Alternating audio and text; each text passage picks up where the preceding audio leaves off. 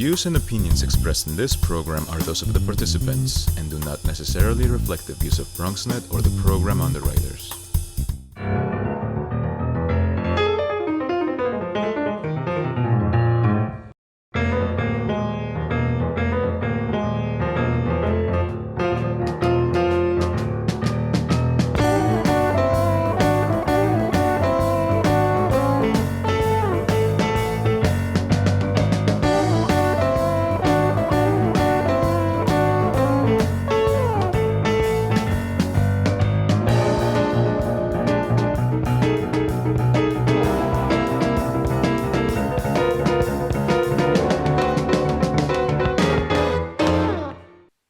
Good evening and welcome to BronxTalk. Tonight we conclude our mini-series on the candidates that will be running for office in November. As you might recall, we interviewed all of the winners of the Democratic primaries. We interviewed the Democratic candidate for borough president. And tonight we go on the other side of the aisle and we talk to three of the nominees for City Council who are running on the Republican ticket. And so let's just introduce each to you. We'll start with the 11th Council District. He's actually been on the program before. I guess it was before the special election during a debate. It's Kevin Pazmino. I like to just define the neighborhood so viewers and voters will know where you're representing. And so the 11th District is in Bedford Park, Kingsbridge, Riverdale, Norwood, Van Cortlandt Village, Wakefield, and Woodlawn. Mr. Pazmino, nice to have you with us. Thanks for having me again, man. It's a pleasure to see you. Great. And in the 13th Council District, which is, and this has got a million different neighborhoods, Allerton, City Island, Country Club, Edgewater Park, Ferry Point, Locust Point, Morris Park, Pelham Bay, Pelham Gardens, Pelham Parkway, Schuylerville, Silver Beach, Spencer Estates, Throgs Neck, Nest, Waterbury, LaSalle, Westchester Square, and Zariga. It is Aleksander Mici. Nice to have you with us, Mr. Mici. Great to be with you. Thank you for the invitation. And from the 15th Council District, he also has been on the program before.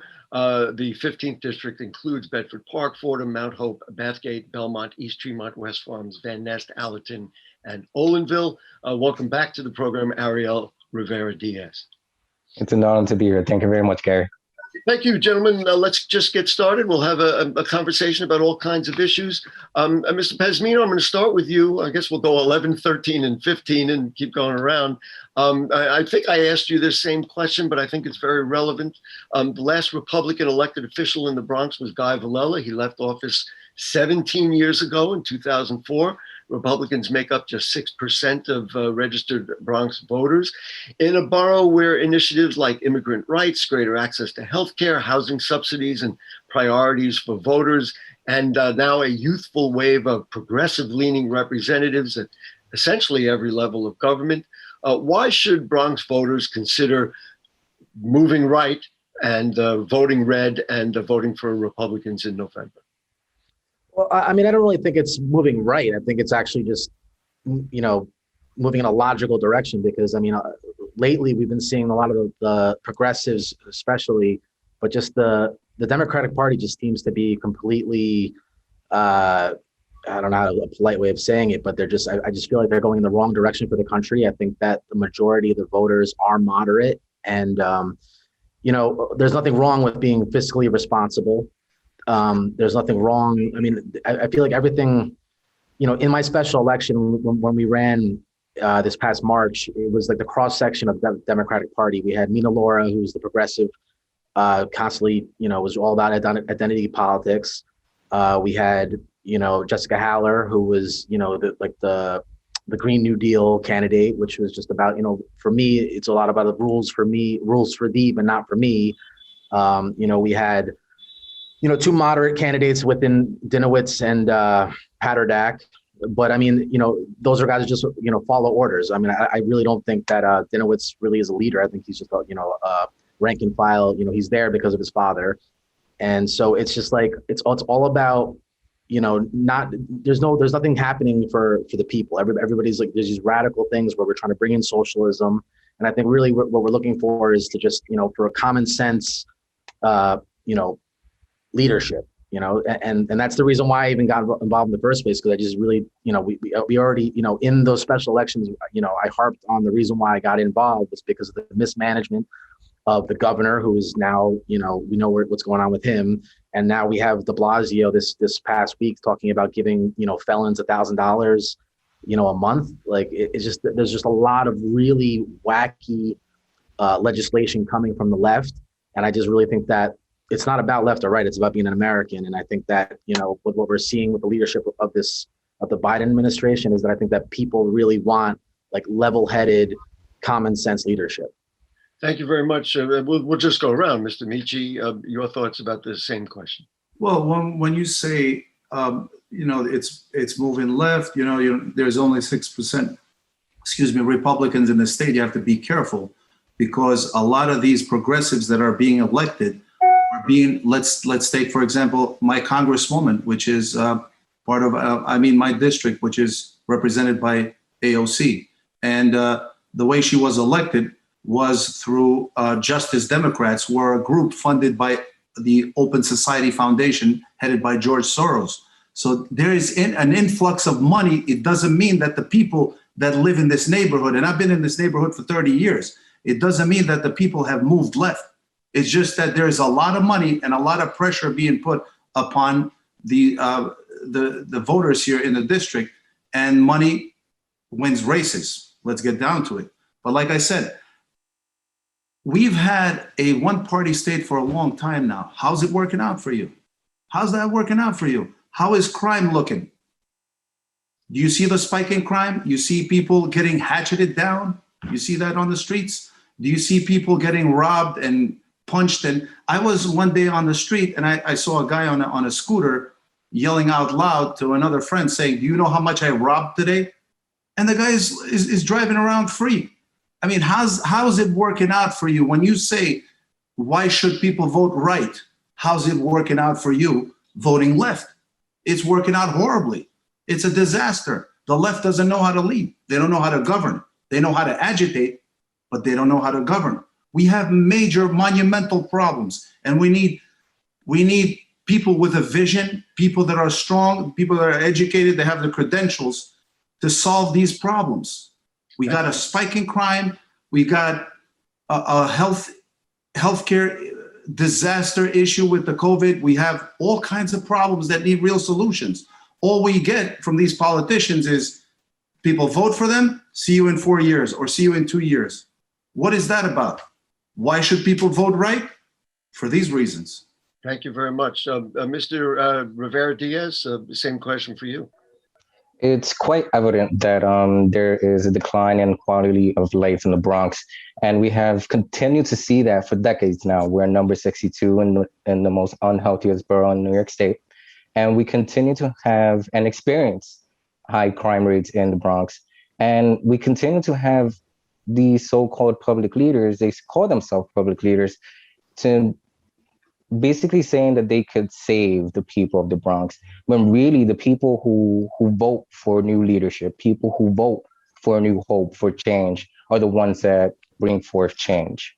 Now, the thing with that is that people are seeing this and people are growing tired. Every time I want to go out to speak to the voters, they're always, the top three issues that come up within the conversation are housing, public safety, and education.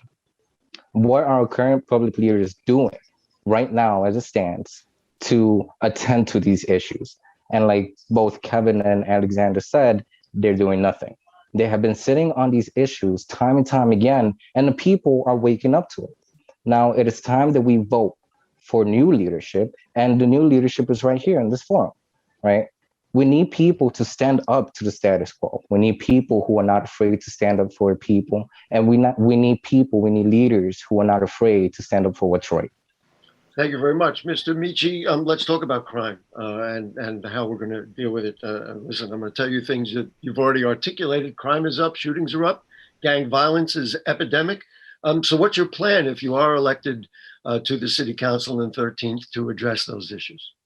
Well, my plan is first the opposite of what the mayor is doing now, which is to refund or overfund the police, not defund the police. Policing is the number one issue, and policing has become such a politicized issue that it's just very hard for law enforcement to do their jobs. You have to you have to allow law enforcement to do their jobs. You have to give them the resources. You have to give them the qualified immunity that they deserve. If they do something wrong in the job, it's part and parcel of their duties. A baker makes mistakes in the job. A lawyer makes mistakes. A doctor makes mistakes. But we expect cops to be perfect? It doesn't work in the real world. So giving cops the resources they need, giving them the courage. The mayor is the leader. He or she has to give the mayor the courage, the backing to do their job. And once they have that confidence in them, then they will do their job. Resources, confidence, let them do their job. They don't need the mayor to get in the way. The mayor has to be out of the way, has to let law enforcement run. When we had Rudy Giuliani, he was going after every little crime, even the petty ones, because going after the small crimes prevent bigger crimes from happening. We need to go back to that. It's not regressive. It's not retroactive, wishy-washy stuff. It's real stuff that works. Crime was at an all-time low. Rudy Giuliani cleaned up New York City like it was never before. So we need to go back to those ideals, things that work. We need solutions that work. We don't need utopian dreams. I heard, this is just upsetting. I heard the mayor's wife say that a utopian city would be a city without police. And I say it's the opposite. A utopian city, a utopian place to live, would be one without criminals, not without police. So you gotta have common sense. I want to move the same subject, Mr. Rivera-Diaz. Let's talk about gangs. Social services, the tradition is that you find activities for youth to do after school. You give them the kinds of supports to young people who have personal problems, who have dysfunctional families, are the ones who latch on to the family of gangs. How would you look at the gang problem in the 15th Council District, even from a social service perspective? Is that the way to look at it to help correct the gang problem? From a social service perspective, that's one way we could prevent the gang culture from growing any more than it is right now. And one part of my platform and how I divided my platform is between the treatment and the prevention. How do we treat that issue of gangs? How do we treat it? We have to bring back accountability to our justice system.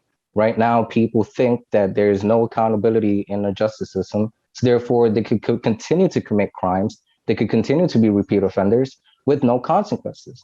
We need to bring back accountability to our judicial system. And how do we prevent gang culture from growing is integrating counseling services within our schools, because gang culture starts inside the schools. I went to Bronx Center for Science and Mathematics, and that's in the South Bronx on Fulton Avenue. And I have seen people fall into the grasp of gang violence and gang culture because they didn't have a proper counseling program or proper extracurricular activities to lead them out of that path of gang violence. And you would support the funding of those kinds of activities? Yes. Mr. Pazmino, I just want to cover the whole thing. Let's talk about guns.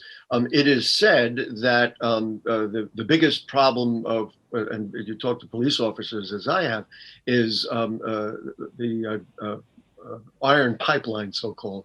Couldn't find the words. The iron pipeline of illegal guns coming from other states, whether it be Pennsylvania, Virginia, all around New York. Do you see that as the gun issue? And if so, how do you address guns in the borough of the Bronx? Well, I definitely think that I know it's a national issue in terms of our border security and whatnot, but by allowing the border to be porous, that in itself, it's guns. It's national borders, like in Mexico and in Canada. Yeah, exactly. National borders is where it starts, and I know that's a bigger situation than a council person deals with and whatnot. But I think we need first, on a federal level, we need to make sure we secure our borders, and then we obviously supporting law enforcement is paramount. And that includes, interstate, so that way that, all states are working together to make sure that we're not allowing, guns to be coming in and out of our borders within our states as well. And I think that, one of the big things, and it kind of leans into, the gun pipeline is hand in hand with the gang violence as well, and or just organized crime in general. So I think that, yes, in terms of reform of our justice system, I don't understand how we allow inside of our prisons, how we allow gangs and various crime organizations to hold ranks, where you can have a certain cell block with all of a sudden it's just a bunch of gang members just now. So whether they're inside or outside, they're still organized. And so when they get out, they maintain the organization by allowing them to maintain and hold ranks within the prison system. So I think that we really need to get there, and there's no reason why we couldn't, mix that up and make sure that if we know that this person's a blood, we know this person's in the mafia or in a biker gang, whatever it is, you mix and match them. Don't necessarily don't allow the gangs to hold ranks within the prison system, and then that way when they come back out of jail and they're back on the street, especially in these liberal states where there's these the bail reform laws, when they hit the streets, they already have their marching orders. So I think in general, in order to stop the gun pipeline is just stopping all illegal trafficking in the black market. So I think it starts on the federal level with our borders, but I also think that within the jails, we need to not allow gangs and organized crime to hold ranks in there. And then to the point of what you were saying about, or to expand on what Ariel was talking about, I think it's about the education system for the kids and whatnot. There's a mismanagement within New York City of the Board of Education and whatnot. And so, the fact that, $28,000 per student for public school, but when you go into private school, on average, it's $18,000 for high schoolers and anywhere from $13,000 to $15,000 for middle school and elementary school. That's for private school. So it's less to go to a private school than the public school students are getting. So there needs to be an audit of that system, and we need to be spending those dollars in a way where it doesn't. We can have extracurricular activities built into our school system. I mean, I grew up in Rockland County. We had baseball, football, lacrosse, golf. We had, you could play guitar, you could play, run the gambit on instruments and whatnot. To move it along so we can get to some. Go ahead, sorry. That again Sure. comes into a funding issue, and that would have to come from top, or whether it's discretionary money or budgetary, that has to be dealt with. I want to talk about whoever's elected in November, on November 2nd, that is election day. The number one issue is going to be dealing with the pandemic. And so, Mr. Rivera-Diaz, you'll get this first. Earlier this month, the city announced a new rule requiring people to show proof of vaccination against COVID before dining indoors, visiting a fitness center, going to an indoor entertainment venue. Anyone who works in the impacted businesses in those fields must also be vaccinated. The rule went into effect this week. The city plans to start enforcing it on September 13th. Do you agree with this mandate?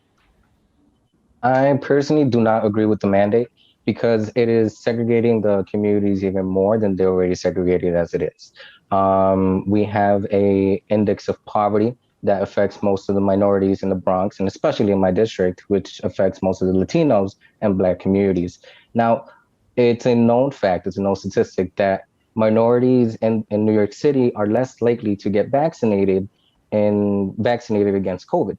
Now, why are they, knowing this information, they continued with this mandate, knowing this information, they continue to impose, I would have to say, dictator-like rules on the people so that they could follow the rules that the government wants us to follow.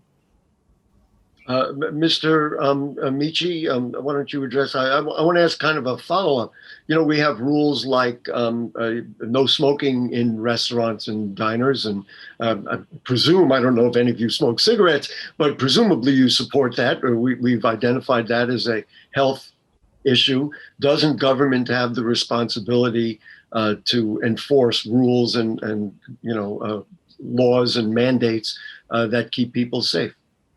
Well, the government has a habit of implementing laws and enacting laws without any refrain.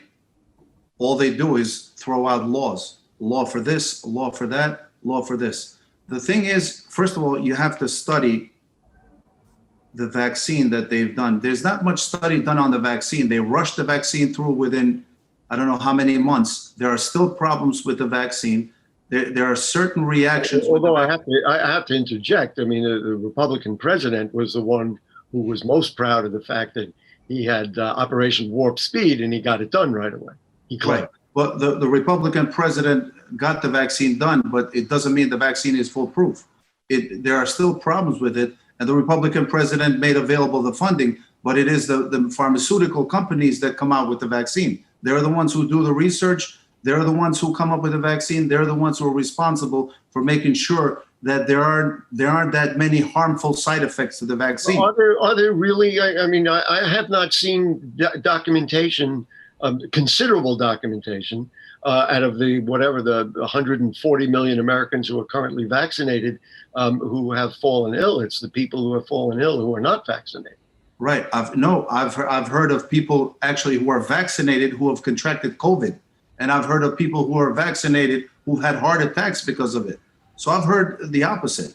You can go back and there's sufficient numbers of those things to discourage people from taking the vaccine. I'm not saying a sufficient number. I haven't done, but I have read enough to know that there are problems with the vaccine, and I know that these problems exist. So if it's one, that's still a problem. That person would be alive if he didn't take the vaccine. So we got to make sure that the vaccine is not fatal. The solution cannot be worse than the problem. Like the president that you referred to mentioned, the solution can't be worse than the problem. Mandating the vaccine, forcing people to vaccinate if they want to enter is, first of all, not constitutional. Second of all, it hasn't been studied. The effects of keeping people away from these, it hurts businesses. Businesses will lose a lot. A lot of people are already complaining in my neighborhood about the businesses. They say, we might have to shut down again. This is not the right thing to do. All their solutions are shut down, keep people away. How would you manage this then? And let me give you, so there were 4 teachers in Broward County, Florida, 4 in one day who died of COVID. Would you want those teachers to be in the classroom with children who, especially in Florida, may not be required to wear masks? Let's get this straight. People with COVID die because of underlying problems. They don't die strictly because of COVID. They have other problems. I don't know that the documentation would support that. But that's the problem. Is that there's not enough documentation. There's not enough studies, and whatever studies that are being done, there's no peer review. So that's not science. When they say follow the science, okay, well then show us the science that you're showing, and let's show us the peer-reviewed, backing up said science, because otherwise you're just going to take your word for it. No, and it's freedom comes first, and I just do not believe that. Personally, I've never taken the flu vaccine, and my family doesn't, and we just try to live healthy. I was going to ask each of you: are you vaccinated, and would you recommend to consider? I am not. You're not. No, I've had COVID. I've had the antibodies. I'm not vaccinated. I don't plan to unless, they come to my house and they force me to take it. Mr. Pazmino, you? I'm not. I don't intend on getting it. Currently in the industry that I'm in, there are guilds and our unions, which counter to the Constitution, are making it okay for productions to be vaccination only productions. And if someone.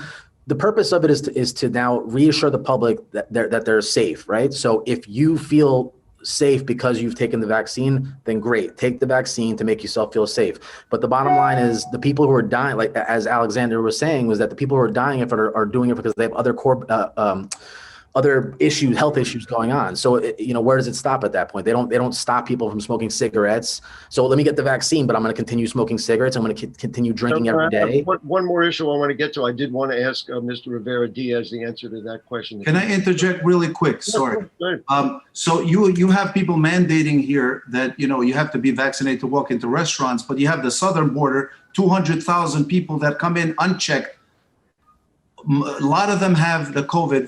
They're spread all over the country. How do you mandate it? It's like grabbing your ear this way. How do you fix the problem? I want to make sure we have enough time, Mr. Rivera-Diaz. Did you just want to address that for yourself and what you recommend for constituents?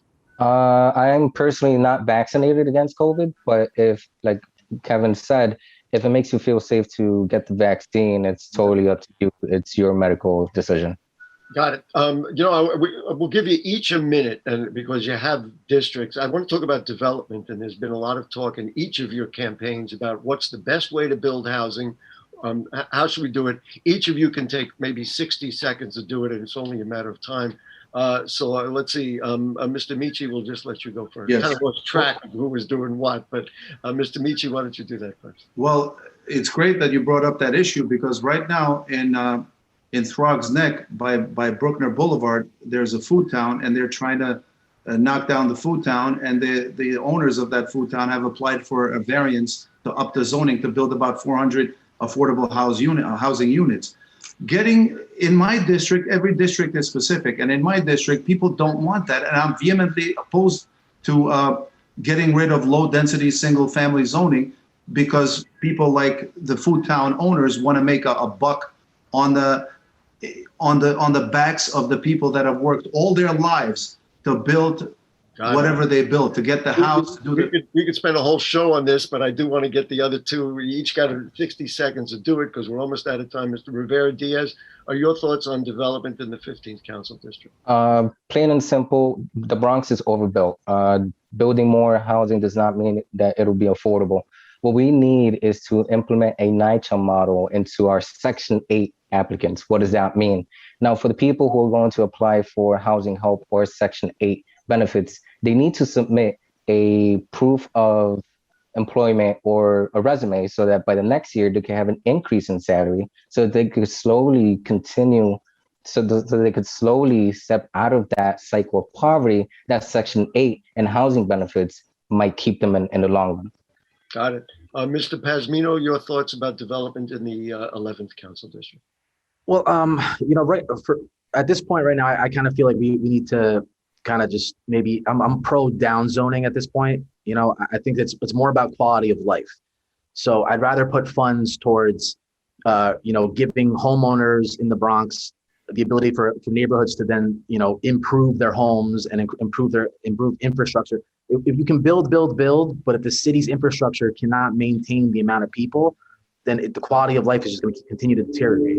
So I would way rather, give funds to homeowners to renovate their homes.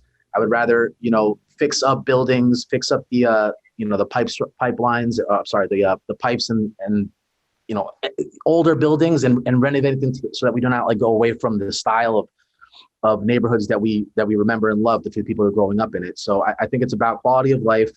And I think we need to take a look at the city as a whole and make sure that it can maintain, that the infrastructure that we have there can maintain the amount of the population that we have currently before we start growing and expanding.